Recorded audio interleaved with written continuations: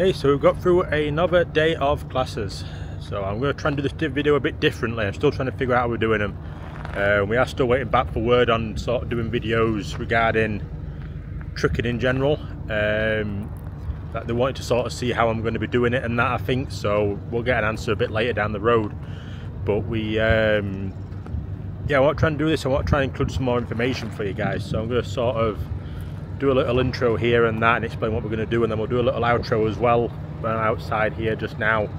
And then I'm going to go back inside and just do a bit of a voiceover bit on it, and then I'm going to put up like pictures on the screen of sort of showing comparisons to the UK and how the US sort of do things and that, because we've been learning a bit more about the driving hours and little things like that today. So it is quite a bit different to the UK with how they do it over here and that, because they don't run off a tachograph car, they do it on an e-log and just little things like that. So yeah, that's what I want to try and do, to just try and make it a bit more informative in the week, and then the weekend we can sort of do different things. Yeah. Okay, so we do have, so I am on a website, it's called eNugget Learning. It is quite a good website actually that they have, that they are able to use for all this. So we've got 66 chapters that we've been going through on the last couple of days. We are in early in the morning. It is a 6 o'clock start in the morning for getting into it, because they want to get done early on a Friday, which, you know, fair enough, isn't it?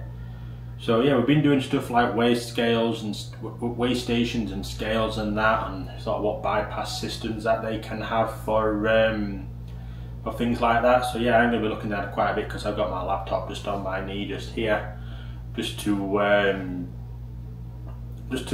me, so I'm not trying to miss stuff and that and keep going over. But yeah, we've been on about weigh stations and things like that earlier in the week. They are obviously the weigh the axles of the trucks. You know, they're not allowed more than 80,000 pound on just sort of plain commercial vehicles, you know, like full-size Arctic sort of thing. So yeah, so they can limit with stuff like that. So if I click on it, we can get more information on it.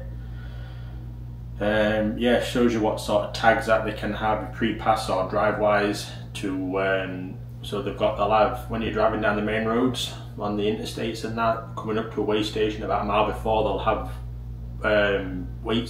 weigh stations embedded in the road, so they can get your axles when you're going over.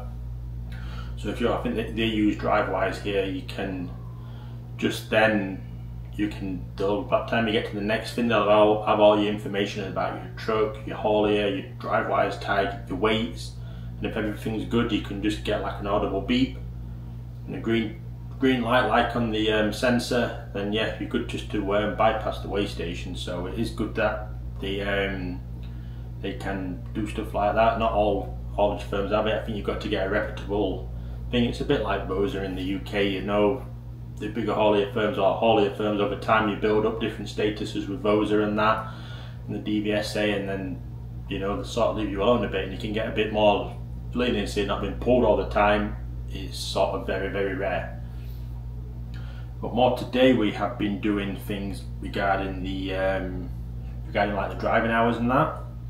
So if we come further down and say there's 66 chapters, it goes into stuff like basic shifting and shifting techniques for multi-speed dual range transmissions.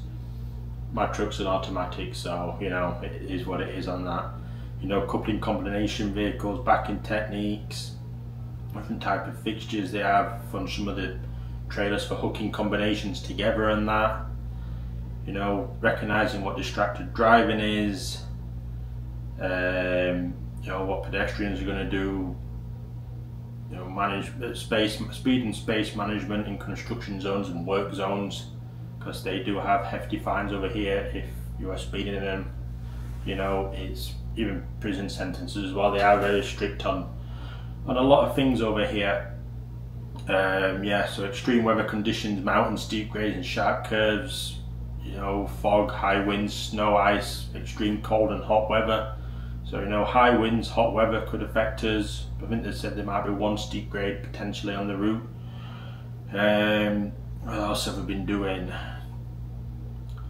It's just, there's obviously a lot of information that's different, but the most ones we're doing today was on the hours of service, which is what we've just sort of been going through. So what hour of service rules must they follow? So you can do an 11-hour driving day.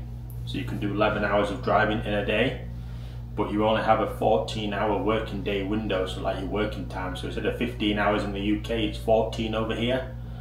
So it's all done by e-log. It's not on tachograph and stuff like that, but it's very similar. It's just a phone app that you can get, but it can't be obviously manipulated, and that is locked in.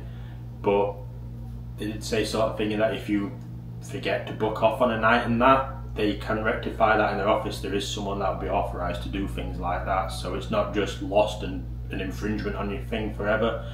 They can sort of rectify that. But yeah, you get a 14-hour working rule, so you can have 3 hours of doing other activities like getting loaded and stuff like that in a day. But you know, if obviously you're running out of your hours, your working hours, you're running out your drive time as well, aren't you? So mandatory breaks were a bit different to the UK.